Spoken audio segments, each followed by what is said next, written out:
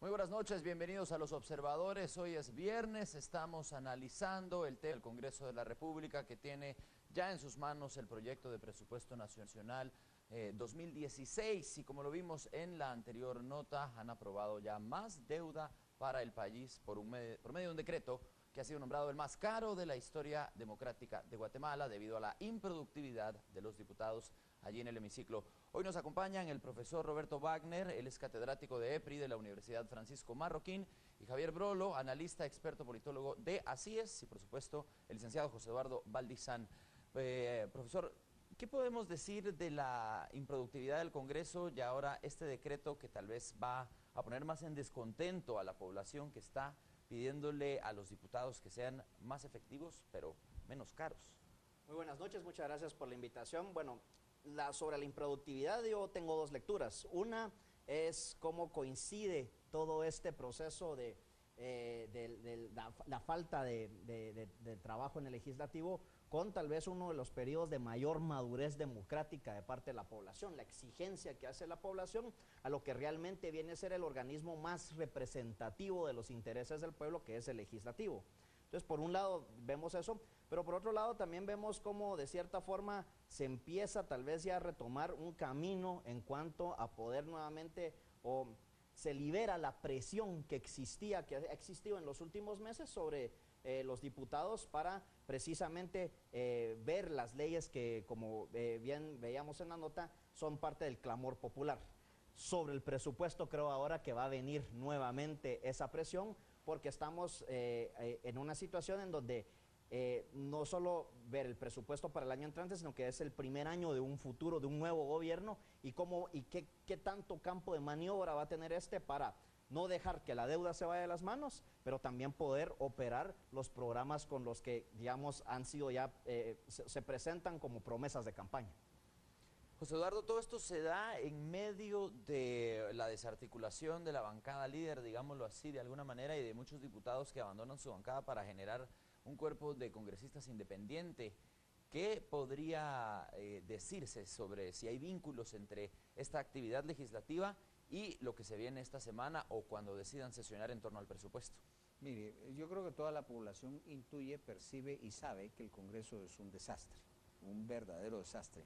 Cuando vemos que de repente hay movimientos como esto de diputados que se independizan porque ahora están escogiendo a quién van a vender su voto y qué van a transar por ello. Eso es lo terrible.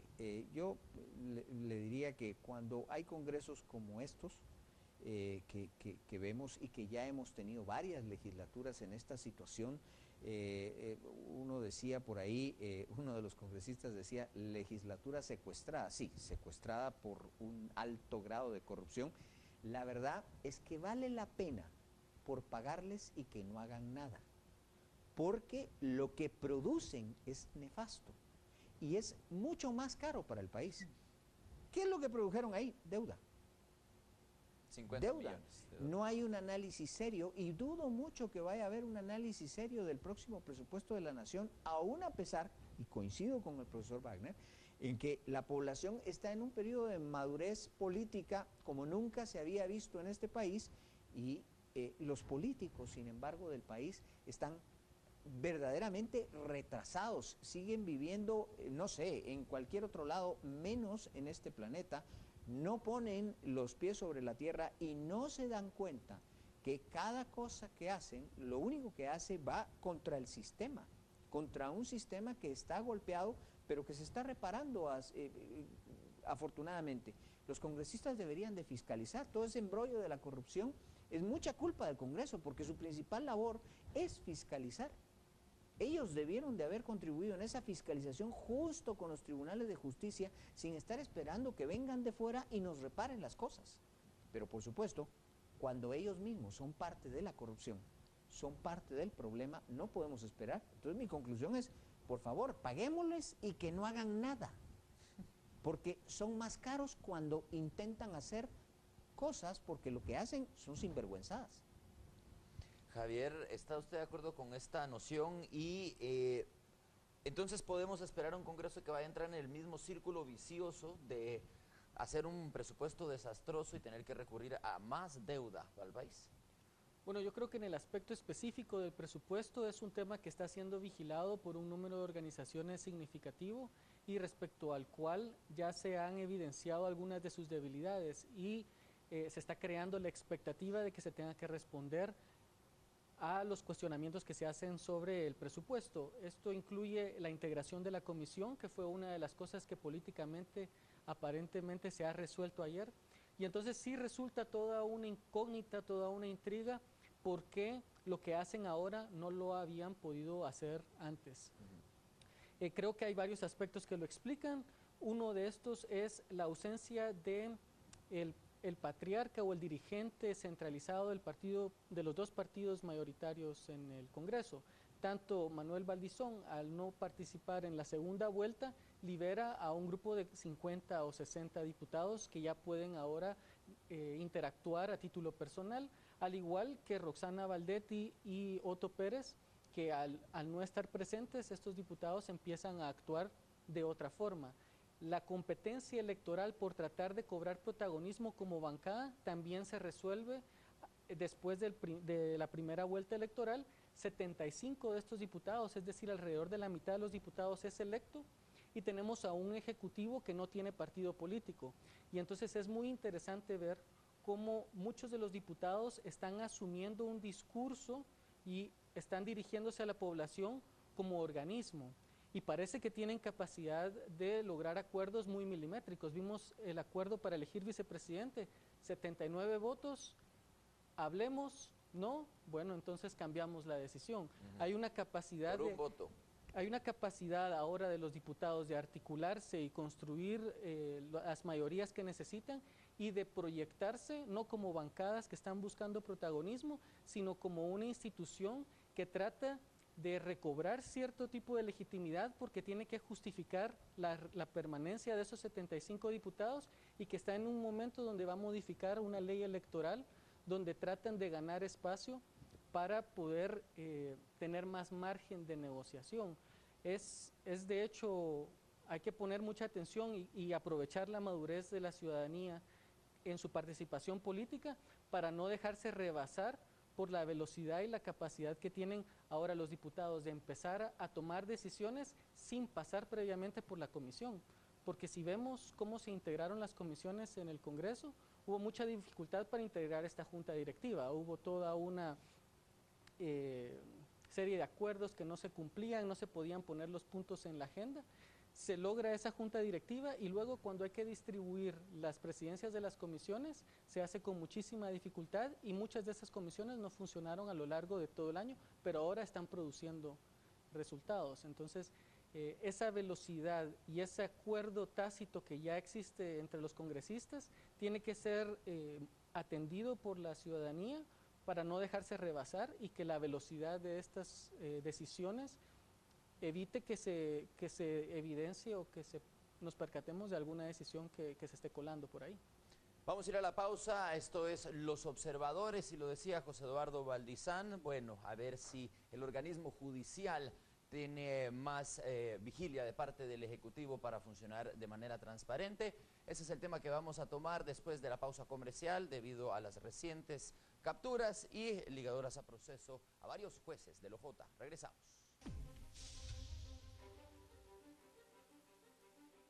Estamos de vuelta en Los Observadores, retomando los temas de la coyuntura nacional en esta semana en donde dos juezas fueron arrestadas y ligadas a proceso judicial, guardan ahora prisión preventiva y un magistrado también, al parecer, recibió dinero para favorecer a una empresa y ahora está también enfrentando a la justicia. Javier, ¿qué podemos leer? ¿Qué lectura se le da a que también el organismo judicial ha sido depurado? Digamos, las investigaciones del Ministerio Público han llegado a cabezas de todos los organismos. Hay diputados también con procesos pendientes, pero vemos que en una semana se van estas dos juezas que de alguna manera u otra eran de carrera en el organismo judicial. Bueno, la autodepuración del organismo judicial es una de las más difíciles dentro de todo el Estado porque no responde a mecanismos democráticos en su integración, en su selección, en su vigilancia, sino es un gremio que se puede autoproteger y lamentablemente esa práctica había permitido que se enraizaran dentro del organismo judicial digamos, muchas redes de influencia que actuaban en prejuicio de que se hiciera justicia y cumplieran su trabajo. Entonces, sí estábamos en una situación donde la impunidad prevalecía y quienes tenían que juzgar de prevaricato o de mal ejercicio de sus funciones a otros jueces eran mismos jueces que tenían que velar por el prestigio y la reputación de su gremio y eran resistentes a autovigilarse. Tiene que venir un ente externo a tratar de crear presión y poner en evidencia que no necesariamente es la forma más deseable de hacerlo, pero es la única que ha empezado a dar resultados y que empieza a ser un poco más creíble, porque no es generalizado, es en casos muy específicos, pero empieza a ser un poco más creíble que nadie puede estar por encima de la ley, y mucho menos aquellos que tienen la responsabilidad de ejercer justicia. Pero sí, evidentemente, a través de la ley de comisiones de postulación, a través de los mecanismos de cómo la Corte Suprema de Justicia tiene responsabilidades administrativas sobre cómo colocar a los jueces en qué lugar, cómo premiar sus carreras, cómo asignar aumentos y ese tipo de cosas, el hecho de que sea tan hermético el sistema de justicia lo ha hecho muy vulnerable a ser capturado o a ser cooptado y a perpetuar prácticas no deseadas. Entonces, el hecho de que exista una intervención externa por la vía de poner en evidencia y por la vía de perseguir penalmente a algunos casos emblemáticos, creo que sí pone en jaque estas prácticas. Es importante siempre reconocer el principio de inocencia, pero los procesos judiciales sentarán precedentes. Ahora bien, otro beneficio colateral, pero que es una situación lamentable de los juicios que estamos viendo en el sistema de justicia, a mi parecer, es la precariedad del sistema penitenciario. Sí estamos viendo de que por esa misma noción de que se tenía de que el sistema penitenciario, el sistema de justicia no aplica a todos, sino solo aplicaba a los que no tienen, digamos, influencia o pertenecen a la sociedad o tienen capacidad de evitarse esos castigos, entonces nunca se invirtió en poder humanizar o poder hacer más justo el velar por ese principio de inocencia mientras está dirimiendo la disputa. Por eso es que van al cuartel. Y lo vemos de que como se creía de que eso nunca iba a aplicar para toda la sociedad, sino solo para una sociedad que era irrelevante a los que tomaban las decisiones, nunca se invirtió en eso y parte de los juicios que estamos viendo están poniendo en evidencia esa poca capacidad del Estado de, mientras se defiende el principio de inocencia, poder velar por una práctica más humana de esa resolución del conflicto, de la disputa judicial. Es interesante esa percepción de que, esta perspectiva de que se refleja el estado del organismo, del sistema penitenciario en cómo funciona la sociedad y por qué entonces no había instalaciones, digámoslo así, o cárcel preventiva adecuada. José Eduardo, ¿qué decir entonces de los guatemaltecos? ¿Cómo toma la ciudadanía? ¿Esto es un beneficio o se pierde un poco la confianza o digamos, la reputación del organismo judicial, que es lo que decía Javier, que buscan cuidar y por eso el hermetismo? Yo creo que en el organismo judicial podemos esperar, digamos, cosas un poco mejores, al tenor de todos estos procesos que, si bien es cierto, no alcanzan a todos, pues sí ponen en el avispero, como se dice mucho, a los que puedan estar teniendo conductas irregulares. Ya saben que puede haber castigo. Esa es la principal advertencia. Ya saben que puede haber castigo. Entonces, eso pues ayuda. Ojalá que los procesos estén bien montados, que sean procesos, porque también el hecho de que sea, digamos, desde fuera, desde un organismo que es, digámoslo así, es juez y parte, porque es una de las partes en el asunto. Entonces también yo como juez, ¿hasta qué punto, si yo fallo en contra de este organismo, porque resulta que no estoy de acuerdo, no veo basado en ley sus alegatos, ahora yo voy a temer venir y enfrentarlos y decirles, no, eso no es así? Pero sí es interesante, retomando lo que decíamos antes también del corte. Yo creo que una gran ventaja, bueno, la desventaja que vemos en el legislativo en comparación a lo que es el ejecutivo y el judicial es precisamente lo que José Eduardo decía. Ya el próximo ejecutivo sabe que que no está por encima de la ley, porque Incluso tenemos los jueces. y los jueces también, porque estos actos vienen y ponen muchísima más presión a los actores a comportarse de una u otra forma. Eso no lo hemos visto todavía en el legislativo. Todavía en el legislativo estábamos ante procesos y no hemos visto que de cierta forma roden cabezas, por decirlo así. Entonces eso, digamos, yo también estaría de acuerdo con esa postura de que yo no consideraría cambios muy profundos dentro del legislativo, pero sí, también estoy de acuerdo con que hay que tener cuidado, hay que velar también muy de cerca esos procesos, precisamente no solo para evitar esos roces, sino para que esos roces no caigan en política también, que fue particularmente lo que en un momento dado hizo precisamente Dalanese, con acusaciones que fueron después, se reconoce, fundadas en rumores y en secretos a voces, ¿no? Y eso es lo que definitivamente hay que prevenir. Vamos a ir a la pausa en Los Observadores. Regresamos para la etapa de conclusiones aquí. Acompáñenos por medio del hashtag Guatemala Decide en el Twitter. Estamos con usted también en redes sociales. Ya regresamos. Continuamos con Los Observadores. Lamentablemente estamos ya cortos de tiempo. Javier, tu conclusión, tu comentario final en breve sobre la situación en el Congreso, de lo que pueden esperar los guatemaltecos y en el organismo judicial. ¿Seguir confiando en el OJ? Bueno, en general creo que tenemos que continuar con la participación política. Hay un riesgo de caer en autocomplacencia, de que como ya vimos que se hicieron unas cosas, a todo va a funcionar y no va a ser así. Y la capacidad que el legislativo tiene para ahorita tratar de lavarse la cara y agilizar procesos puede rebasar las capacidades de fiscalización de la ciudadanía, y es un cuerpo que está empezando a pensar como institución y empezar a abordar un discurso de ser Congreso y no ser bancada, y eso pues puede facilitar los acuerdos internos y rebasar la capacidad de fiscalización de los ciudadanos, pero no podemos perder de vista la necesidad de fortalecer al organismo de justicia, que es algo que se están empezando a dar pasos, pero sin duda va a requerir reformas incluso a nivel constitucional. Los poderes administrativos que tiene la Corte Suprema de Justicia generan intereses perversos para mantener redes de influencia internas en el organismo judicial, además de que el sistema de evaluación de los jueces no puede estar a cargo de los mismos jueces que quieran protegerse. Esto ahorita se está dando en un contexto con un ejecutivo básicamente paralizado y debilitado, pero que cuando la segunda vuelta ocurra, pues alguna de esas dos opciones se empezará a fortalecer, y siempre estamos en un sistema presidencialista donde ese actor va a ser indispensable entrando el 14 de enero para poder recobrar la gobernabilidad y eficiencia en las instituciones del Estado bajo la precariedad financiera que se tiene, un Congreso más aceitado y con mucha experiencia moviéndose, y un organismo de justicia que sigue cerrado de la fiscalización ciudadana. Roberto, la conclusión. Sí, yo estoy de acuerdo. Yo siento que en el caso del organismo judicial no bastará solo la presencia externa de lo que es la CICIG y también, digamos, la presión ciudadana. Definitivamente tienen que darse reformas para romper ese hermetismo del cual Javier muy bien indica.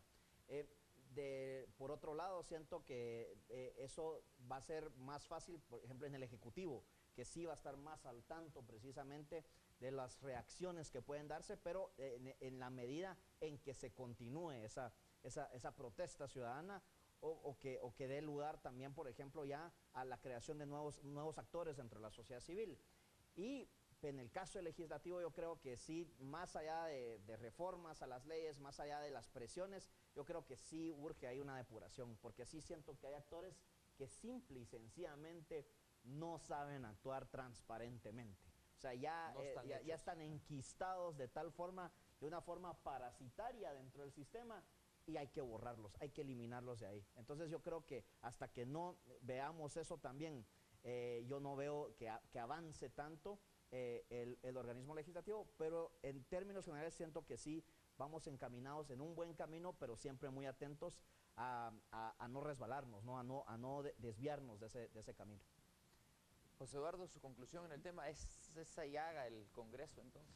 Sí, el Congreso es una llaga enorme y definitivamente estoy de acuerdo, hay que depurarlo mientras ese Congreso siga actuando y sea con los mismos componentes, los mismos elementos que están ahí. No, eso no va a funcionar. y eso es terrible, y lo peor es que lo veo muy a largo plazo. Lo que sí quisiera decir es que aquí no se debe relajar la presión y la fiscalización ciudadana, todo lo contrario. Aquí hay que seguir con esa vehemencia, con esa crítica, con esas cosas, nada de quedar con pases de espera ni nada. Aquí la ciudadanía tiene que estar alerta desde el primer momento, en todo momento, y no dejar la presión para que esto cambie. Llegará el momento en que, como los países civilizados, entonces con solo una manifestación de descontento sea suficiente como para que los políticos ya razonen y pongan las cosas, pero no hemos llegado a esto. En este momento, ahí ven la tormenta, pero no se están arrodillando, sino que siguen con ese proceder, jugando a que nosotros, los ciudadanos, nos vamos a cansar. Entonces, lo que debemos hacer los ciudadanos es no cansarnos, es seguir ejerciendo vehementemente esa labor de fiscalización. Muchas gracias hoy a nuestros invitados por acompañarnos, el profesor Roberto Wagner, el politólogo Javier Brolo de ACIES y José Eduardo Valdizán. Usted lo vio en Los Observadores, Guatemala Decide 2015. Gracias por estar pendientes en esta noche. Ya lo vio entonces, ojos al Congreso de la República y también ojos al organismo judicial. La presión tiene que seguir para encontrar una Guatemala diferente. Nos vemos la próxima semana aquí en Azteca Guate.